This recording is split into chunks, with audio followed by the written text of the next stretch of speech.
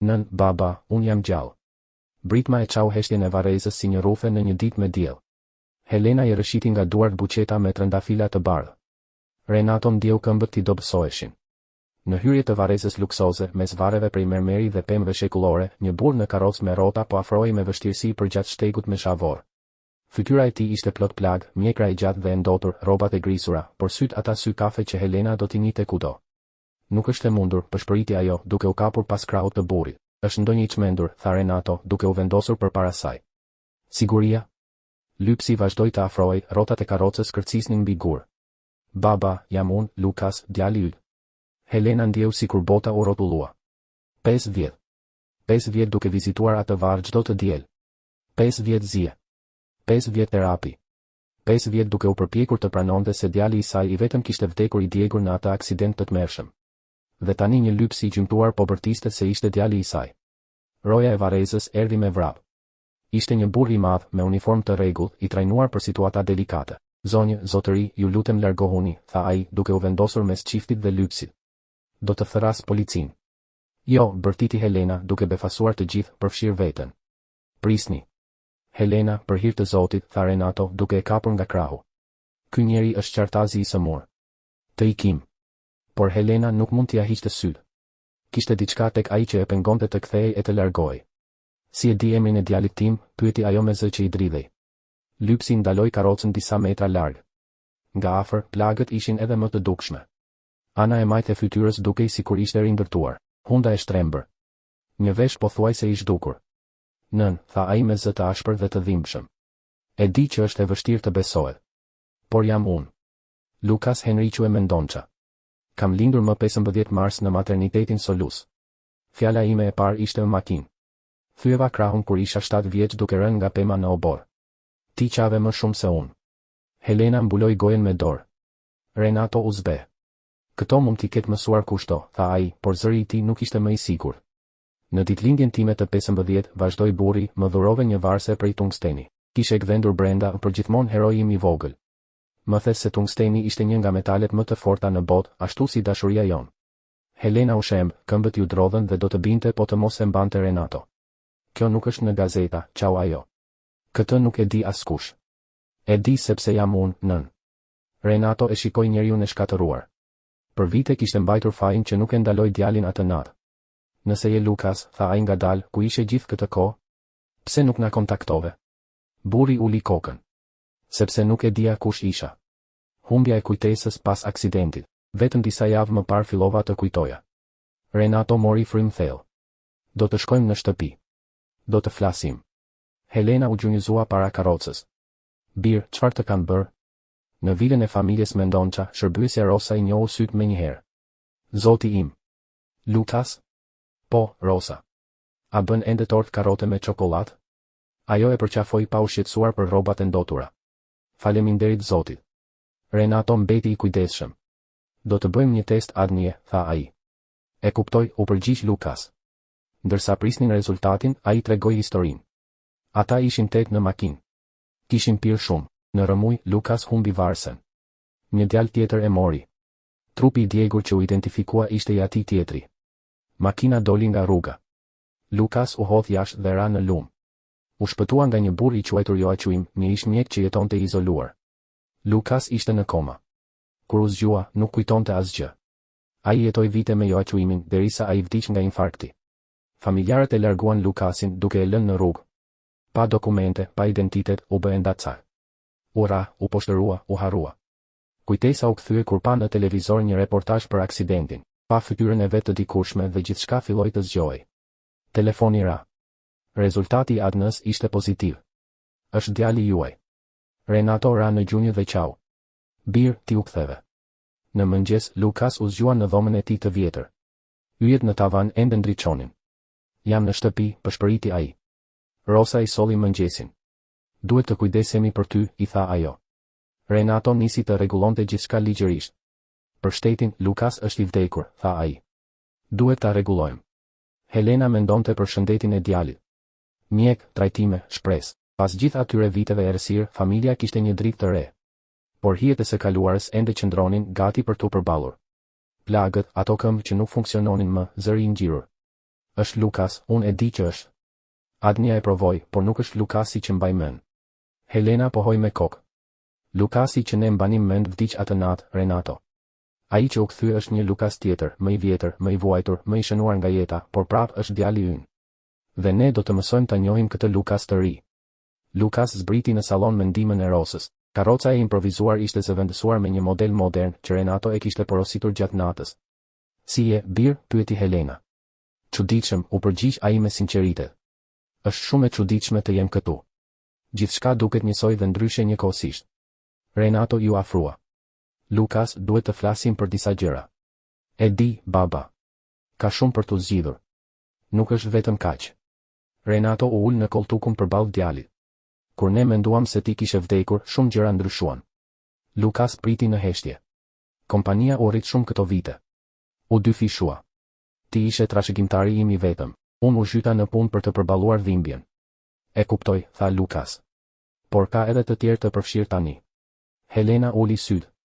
Rosa gjeti papritur diçka shumë të rëndësishme për të pastruar në rraf. Kë? Pyeti Lukas. Renato mori frym thellë. Xhaxhai yt, Markos. Lukas ndjeu një të ftohtë në shpinë. Nuk e dinte pse, por emri i Xhaxhait i shkaktoi një ndjesi të keqe. Çfarë ka Xhaxhai, Markos? Kur menduam se ti kishe vdekur, unë isha i shkatëruar. Nuk arrija ta drejtoja kompaninë. Markos u ofrua të ndihmonte. Ai mori drejtimin për një kohë dhe ende është aty. U bë ortak. Gjysmën e kompanisë? Pyeti Lukas me zë të ulët. Nuk ja dhash. Ja shita, tha Renato. Kisha nevojë për dik pranë dhe ai është vëllai im. Lukas i vështroi të dy prindërit. Dhe pse ndjej që ka diçka tjetër që nuk po ma tregoni? Heshtja e konfirmoi dyshimin. Bir, tha Helena me zë të butë. Markos u martua. Mirë. Dhe? U martua me Fernandën. Lukas u ndje sikur kishte marrë një grusht në stomak. Fernanda. Vajza që ishte në makinë atë natë. Vajza me të cilën ai ishte në lidhje. Fernanda është gjallë. Historia ishte më e ndërlikuar nga sa mund ta imagjinonte. Atë natë kishin hyrë në makinë disa të rinj. Jo të gjithë kishin vdekur. Fernanda ishte larguar më herët nga festa pas një sheri me Lukasin dhe kishte marrë një makinë për t'u kthyer në shtëpi. Askush nuk e dinte në fillim. Ajo u martua me xhaxhain tim, tha Lukas i tronditur. Kanë kaluar vite, tha Helena. Njerëzit vazhdojnë jetën. Ndërsa unë isha gjallë, u përgjigj Lukas me dhimbje. Po më tërhiqte lumi, po humbisja kujtesën, po jetoja si enda cak. Renato u përpoq ta qetësonte, por Lukas u largua nga dhoma. Helena mbuloi fytyrën me duar. Në zyrën e mendonça emprendimentos, Markos lexonte mesazhin e vëllait. Lukas është gjallë. Adnia e konfirmon. Ai u kthye. Për Markosin, kjo ishte një kërcënim. Ai kishte marrë gjithçka që kishte ndëruar, kompaninë, pushtetin, Fernandën. Dhe tani gjithçka rrezikoi. Fernanda hyri në zyrë. Ajo ishte edhe më elegante se më parë. Epe mesazhin? Pyeti ajo. Po. Ai është gjallë? Po. Fernanda u afrua te dritarja. Jeta që kishte ndërtuar nuk duhej të shembej. Çfarë do të thotë kjo për ne? Nuk e di ende, tha Markos. Por nuk do lejoj askënd të na shkatërroj. Atëherë unë e kam dashur, tha ajo. Pastaj u përgjigj ai ftohtë. Tani më do mua. Në ditët në vijim, Lukas ju nënshtrua shumë ekzaminimeve. Mjekët ishin të sinqertë. Këmbët mund të përmirësoheshin, por jo plotësisht. Kujtesa po kthehej gradualisht. Plagët në fytyrë nuk mund të zhdukeshin. Nuk dua fytyrën e vjetër, tha Lukas. Këto plagë tregojnë historinë time. Takimi me Markosin dhe Fernandën ishte i pashmangshëm. Darka ishte e tensionuar. Kur Markos e përqafoi, një kujtim shpërtheu në mendjen e Lukasit. Një bisedë e errët në banjën e lokalit, një kërkesë për të vjedhur dokumente nga zyra e teatrit, një kërcënim i ftohtë. Pas largimit të tyre, Lukas nuk fjeti. Ai filloi të lidhte copzat. Markos ishte aty atë natë. Markos e kishte kërcënuar. Dhe më pas kishte ndodhur aksidenti. Javët që pasuan, Lukas bëri dy gjëra, terapi fizike dhe kërkime të fshehta. Gjeti dokumente, kontrata, shifra që nuk përputheshin. Kompania ishte shitur për një çmim qesharak. Një hetim ishte mbyllur pa pritur. Një prokuror ishte pasuruar. Një mëngjes, Lukas hyri në zyrën e teatrit. Hapi arkivin dhe gjeti një letër. Ishte shantazh. Markos kërcënonte Renaton me burg dhe i kujtonte humbjen e djalit. Lukas e kuptoi të vërtetën. Aksidenti nuk ishte thjesht një fatkeqësi. E vërteta ishte varrosur, por jo e zhdukur. Dhe kujtesa e tij, bashkë me drejtësinë, po zgjoi ngadalë. Ai e thirri me zë të ulët. Mund të më çosh përsëri në dhomë? Atë natë, Lukas priti derisa shtëpia të zhytej plotësisht në heshtje. Pastaj mori telefonin dhe thiri të vetmin numër që ende e mbante mend përmendesh. Telefoni ra disa herë para se dikush të përgjigjej. Al? Doktor Moreira, jam Lukas. Lukas Mendonça. Në anën tjetër të linjës ra heshtje. Lukas Mendonça është i vdekur, tha më në fund zëri. Nuk jam. I mbijetova aksidentit. Është një histori e gjatë, por jam gjallë. Përsëri heshtje. Si ta di që je vërtet ai që thua se je, Lukas? Ju keni qenë avokati i familjes sime për 20 vjet. Më keni parë të rritem. Ishte në ditëlindjen time kur nëna ime punsoi atë grupin e tmerrshëm dhe ju tha të shumë dherat në pishin. Një e qeshur e mbytur u dëgjua. Lukas, je ti vërtet? Jam unë, doktor. Dhe kam nevojë për ndihmën tuaj. Fernando Moreira kishte qenë avokati i besuar i familjes Mendonça deri pak vite më parë, kur u zëvendësua nga një avokat i rekomanduar nga Marcos. Tani, ulur në dhomën e ndenjes së shtëpisë së tij modeste, Fernando e shikonte Lukasin me një përzierje habie dhe lehtësimi. Zoti im, djalosh, ti je gjallë. Jam. Dhe dua të di çfarë ka ndodhur me babain tim këto vite. Fernando pëshertiu. Ka gjëra që nuk mund t'i tregoj. Sekreti profesional. Xhaxhai im po e shantazhon babain tim. Kam gjetur një letër. Dhe besoj se aksidenti im nuk ishte aksident. Fernando u zbe. Çfarë po thua? Marcos ishte në klub atë natë. Më kërcënoi sepse refuzova të vidhja dokumente nga zyra e babait tim. Disa orë më vonë pothuajse vdiqa. Fernando u kthye nga dritarja për një kohë të gjatë. Ajo që do të tregoj mund të shkatërroj familjen tënde. Ajo tashmë është e shkatëruar. Dua vetëm të vërtetën. Fernando u kthye. Babai yt kishte bërë marrëveshje të paligjshme. Rishfete, dokumente të falsifikuara. Hetimi kishte nisur. Ai ishte i dëshpëruar dhe Marcos ofroi një zgjidhje. Cilën? Të zhdukte hetimin në këmbim të gjysmës së kompanisë. Lukas ndjeu neveri. Dhe unë? Ti ishe trashëgimtari. Me ty gjallë, Marcos nuk do ta kishte kur kontrollin e plotë. Lukas e kuptoi menjëherë. Pra, i vdekur unë, ai fitonte gjithçka. Fernando uli kokën. Nuk kam prova që ai të ketë shkaktuar aksidentin. Por gjithçka ishte shumë e përshtatshme. Lukas u kthye në shtëpi me mendjen në kaos. Babai i tij ishte i korruptuar. Xhaxhai i tij ishte shantazhues dhe ndoshta vrasës. Dhe Fernanda? Të nesërmen, Lukas thiri nënën. Mam, kam nevojë për të vërtetën. Helena u ul pranë tij, e përlotur. Unë e dija, pranoi ajo. E zbulova vite më parë, por nuk dija çfarë të bëja. Mam, familja jon është ndërtuar mbi gënjeshtra. Atë pasdite, Fernanda u shfaq vetëm në derën e dhomës së Lukasit, ishte pa grim, e thjesht, si dikur. Duhet të flasim, tha ajo. Për çfarë? Për natën e aksidentit. Fernanda u ul në buzë të shtratit. Unë gënjeva. Nuk dola nga makina për shkak të grindjes son. Dola sepse Marcos më urdhëroi. Gjaku i Lukasit u fto. Ai më tha të largohem. Tha se diçka e keqe do të ndodhte. Dhe ti u largove? Kisha frikë prej ti. Lukas ndjeu zemërim, por edhe një dhimbje të thellë. Pse ma thua tani? Sepse nuk mund të jetoj më me këtë sekret. Dua ta shkatërroj. Lukas hezitoi për ditë të tëra. Pastaj pranoi. Por nëse më gënjen, do të shkatërroj bashkë me të. Fernanda i tregoi gjithçka. Marcos kishte planifikuar aksidentin duke krijuar kushtet që ai të ndodhte. Ai e dinte se shoferi pinte shumë, e dinte rrugën e rrezikshme. Nuk kishte shtyr makinën nga shkëmbi, por kishte siguruar që aksidenti të ishte i pashmangshëm. Ka edhe më shumë, tha Fernanda. Çfarë mund të jetë më e keqe? Para teje ishte Gabriel. Lukas u mpir. Vëllai im. Kam dëgjuar Marcosin të thoshte se kishte funksionuar herën e parë. Lukas e kuptoi tmerrin. Ai nuk ishte trashëgimtari i parë që Marcos kishte eliminuar. Lukas vendosi të gjente prova. Fernanda e çoi te kasaforta në zyrën e Marcosit. Ajo hyri fshehurazi dhe gjeti dokumente, para dhe një dosje me emrin Gabriel. Brenda kishte raporte mjekësore dhe një letër. Një pagesë për një procedurë të kryer pa lënë gjurmë. Letra ishte shkruar pak ditë pas vdekjes së foshnjës. Lukas ndjeu zemrën t'i ndalej. Ai e vrau vëllain tim dhe e mbajti provën. Për herë të parë, e vërteta nuk ishte më vetëm një dyshim. Ishte e dokumentuar. Dhe tani, drejtësia ishte çështje kohe. Pensoi për një çast. Siguri. Shantazh. Nëse ky ashtu quajtur Durfbio do të përpiqej të fliste, Marcos kishte prova që edhe ai ishte i përfshirë. Kishte kuptim. Ishte pikërisht lloji i gjës që Marcos do të bënte. Të mbante municion kundër të gjithëve. Të sigurohej që askush të mos mund ta tradhtonte pa u shkatëruar bashkë me të. Fernanda, ka ndonjë gjë tjetër aty? Ka edhe një dosje tjetër, me emrin tënë. Lukas mbylli sytë. Foto gjithçka. Fotografitë që Fernanda bëri tregonin historinë e plotë të ligësisë së Marcos Mendonças. Në dosjen e Gabrielit kishte raporte mjekësore të falsifikuara. Letra për mjekun misterios Fabio dhe dëshmi pagesash. Marcos kishte punësuar një mjek për të vrarë një foshnjë 3 muajshe dhe për ta bërë të dukej si vdekje e papritur. Në dosjen e Lukas kishte edhe më shumë materiale, biseda të shtypura nga WhatsApp-i që tregonin Marcosin duke koordinuar me dikë të quajtur rësa detajet e natës së aksidentit.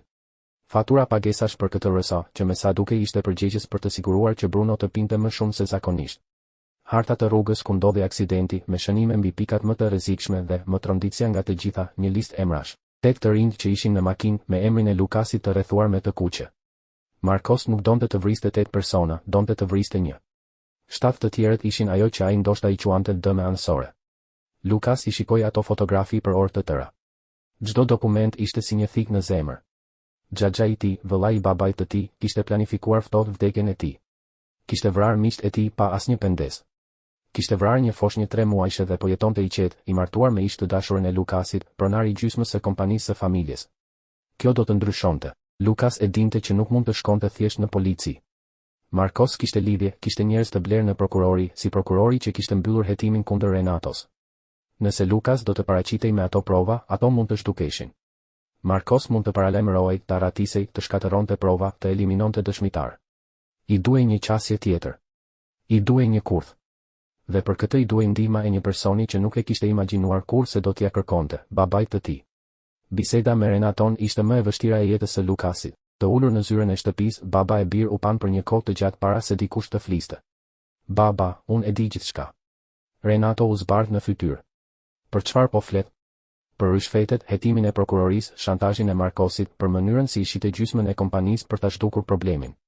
Renato hapi gojen për të folur, por Lukas ngriti dorën. Prit, ka më shumë. Unë e di edhe për Gabrielin. Renato u ngrit menjëherë në këmbë. Çfarë ka Gabrieli? Kjo është çmenduri. Gabrieli vdiq nga shkaqe natyrore. Mjek që u paguan nga Marcosi. Lukas nxori telefonin nga xhepi dhe ja tregoi fotografitë. Shikoje këtë. Shiko me sytë e tu. Duart e Renatos dridheshin teksa shfletonte fotot, një nga një.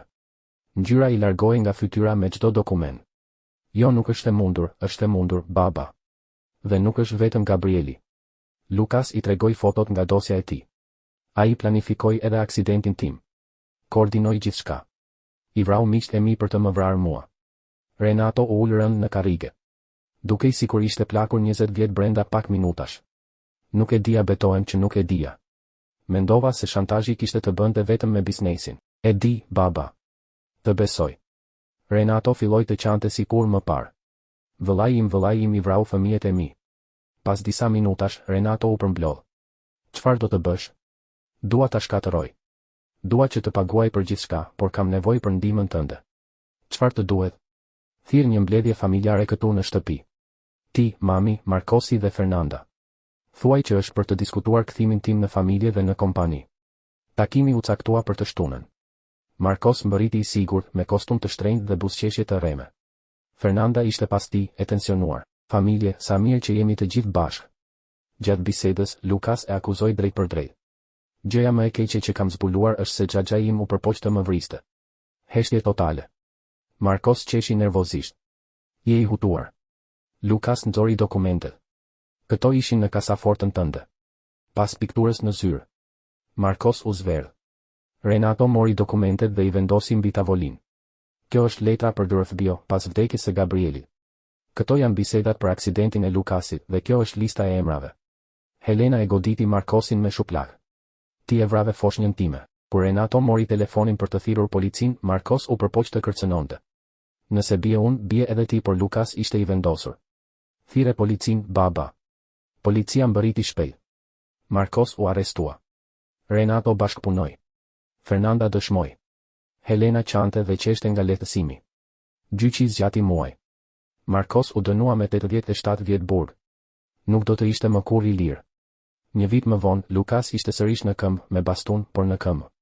Kompania u ristrukturua. Pasuria e Marcosit u konfiskua për dëm shpërblime. Fernanda u divorcua dhe u largua për të filluar nga e para. Lukas e fali. 2 vjet më vonë, Lukas themeloi fondacionin Joachim Silva për të ndihmuar njerëzit e pastrer të riktheheshin në shoqëri. Në inaugurim, ai foli për njeriun që i shpëtoi jetën dhe për rëndësinë e dëmshurisë. Më vonë, vetëm në dhomën e tij, Lukas mendoi për gjithçka që kishte humbur dhe gjithçka që kishte fituar. Ai ishte gjallë. Dhe për herë të parë, kjo ishte një bekim. Fund.